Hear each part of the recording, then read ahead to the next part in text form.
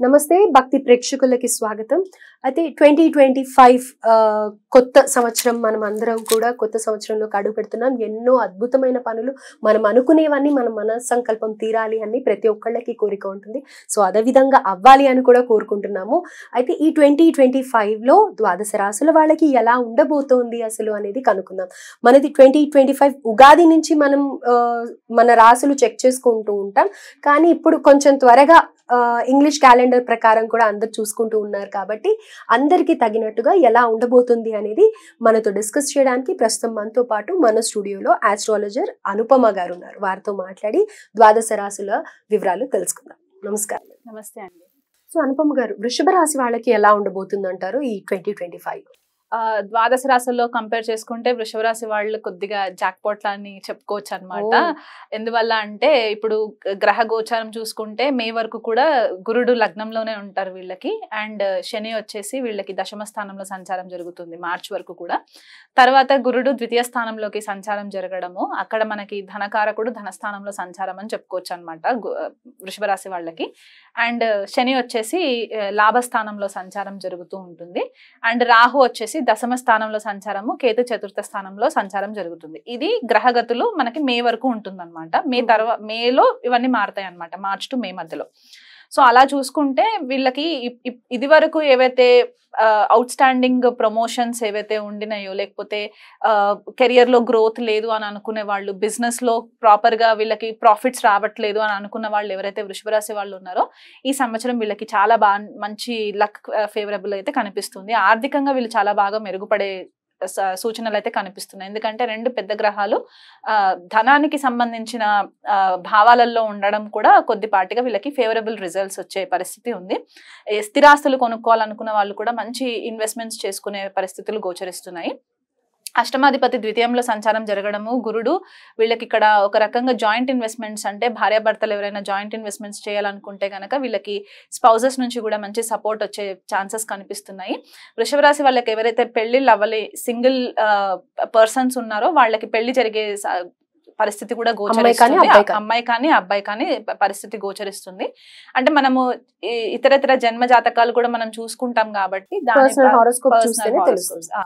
And పిల్లలు పుట్టని వాళ్ళకి కూడా ఈ సంవత్సరం వీళ్ళకి పిల్లలు పుట్టే పరిస్థితి కూడా కనిపిస్తుంది. అంటే ఎవరైనా కొంత ఫెర్టిలిటీ ఇష్యూస్ ఉండి ఐవీఎఫ్ త్రూగా వెళ్ళాలి అనుకునే వాళ్ళకి కూడా ఏదైనా ప్రాబ్లం ఇప్పటి వరకు ఐడెంటిఫై అవ్వని ప్రాబ్లమ్స్ ఏవైతే ఉన్నాయో అవి ఐడెంటిఫై అయ్యి వీళ్ళకి గురుబలం సంచారం జరగడం వల్ల కుటుంబ స్థానంలో సంచారం గురువుది ఏంటంటే వృద్ధి చెందుతుంది అనమాట. సో ఫ్యామిలీ ఎక్స్పాన్షన్ అయ్యే పాసిబిలిటీస్ కూడా కనిపిస్తుంది. అంటే అది మ్యారేజ్ అవ్వచ్చు, లేకపోతే పిల్లల రాకతోటి కూడా అది ప్రెగ్నెన్సీ కన్ఫర్మేషన్స్ అవ్వడం కూడా మనకి కనిపిస్తూ ఉన్నాయి. ఇది వరకు ఎవరైనా సరే ఏదైనా సెపరేషన్ లో ఉండి, భార్యాభర్తలు సెపరేషన్ లో ఉండి ఇబ్బందులు ఫేస్ చేస్తూ ఉండి లిటిగేషన్స్ లో ఉండుంటే కనుక అవి కూడా ఈ సంవత్సరం వీళ్ళకి కొద్దిపాటిగా రెజల్యూషన్ వచ్చే ఛాన్సెస్ కనిపిస్తూ ఉన్నాయి. అంటే అది కంప్లీట్ గా కట్ అయిపోతుందా లేకపోతే కలిసి ఉంటారా అనేది మళ్ళీ జన్మ జాతకాలని బట్టి ఉంటుంది. బట్ ఓవరాల్ గా వీళ్ళకి ఈ సంవత్సరంలో పాజిటివ్ రిజల్ట్ అయితే కనిపిస్తుంది.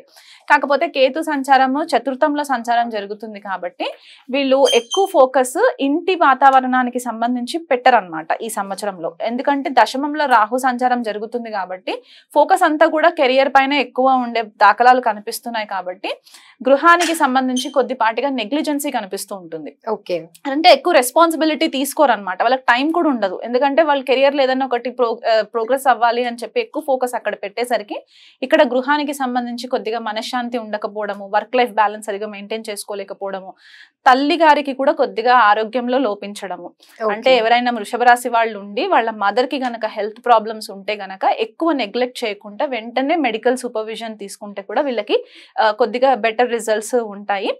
తల్లి యొక్క మానసిక పరిస్థితి కూడా కొద్దిగా లోపించే పరిస్థితులు గోచరిస్తున్నాయి. అంటే వీళ్ళు ప్రాపర్ గా టైం కి ఇంటికి రాకపోవడము, ఆవిడ ఆందోళన పడడము, ఇట్లాంటివి కొద్దిగా కనిపిస్తూ ఉన్నాయి.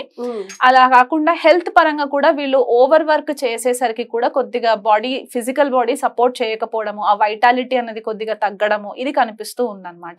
ఎందుకంటే శని యొక్క దృష్టి లగ్నం పైన పడుతుంది కాబట్టి కొన్నిసార్లు లేజినెస్ కూడా కొద్దిగా అలసత్వం కూడా కొంచెం కనిపిస్తూ ఉంటుంది వృషభ రాశి వాళ్ళకి. బట్ ఫైనాన్షియల్ గా కూడా వీళ్ళు చాలా బాగా రాణిస్తారు ఈ సంవత్సరము. బిజినెస్ ఎవరైనా కొత్త బిజినెసెస్ స్టార్ట్ చేయాలి అని అనుకునే వాళ్ళు ఎవరైతే ఉంటే కనుక పార్ట్నర్షిప్ లోకి వెళ్ళాలి అనుకుంటే వాళ్ళ అవతల పార్ట్నర్స్ యొక్క జన్మ జాతకాలని ప్రాపర్ అనాలిసిస్ చేసుకొని ఆస్ట్రాలజర్స్ దగ్గరలో ఉన్న ఆస్ట్రాలజర్స్ తోటి అనాలిసిస్ చేసుకొని కూడా వీళ్ళు ముందుకు తీసుకెళ్లొచ్చు. ఎక్కడ కూడా ఇంకొక చిన్న అడ్వైస్ ఏంటంటే ఎవరిని నమ్మి ఏ డాక్యుమెంట్స్ పైన కూడా సంతకాలు చేయకండి. ఫైనాన్షియల్ గా బాగుంది కదా, నేను ఫ్రెండ్స్ కి సపోర్ట్ చేస్తాను అని చెప్పేసి ఇలాంటివి ఏవైనా కొన్ని రెస్పాన్సిబిలిటీస్ తలపైన తీసుకుంటే ఎదురొచ్చే పీరియడ్ లో వీళ్ళకి ప్రాబ్లమ్స్ అయ్యే ఛాన్సెస్ కనిపిస్తూ ఉన్నాయి. సో ఈ సంవత్సరం అంతా కూడా వృషభ రాశి వాళ్ళు చదువుకునే పిల్లలకి ఎలా ఉందంటారు? చదువుకునే పిల్లలకి కూడా వీళ్ళు ఎక్కువ మట్టుకు స్టడీస్ పైన ఫోకస్ ఎక్కువ పెరిగే ఛాన్సెస్ కనిపిస్తూ ఉంటుంది. కాకపోతే ఏంటంటే కొద్దిగా శని యొక్క దృష్టి పంచమం పైన పడుతుంది కాబట్టి లాభస్థానం నుంచి అంటే టైంకి కొద్దిగా ప్రాజెక్ట్స్ సబ్మిషన్స్ చేయకపోవడము ఇలాంటివి కొంచెం కనిపిస్తున్నాయి. కానీ ఫారెన్ ట్రావెల్ కి వెళ్ళాలనుకునే హైయర్ స్టడీస్ చేయాలనుకునే స్టూడెంట్స్కి అయితే వీళ్ళకి చాలా మంచి ఫేవరబుల్ రిజల్ట్స్ వస్తాయి.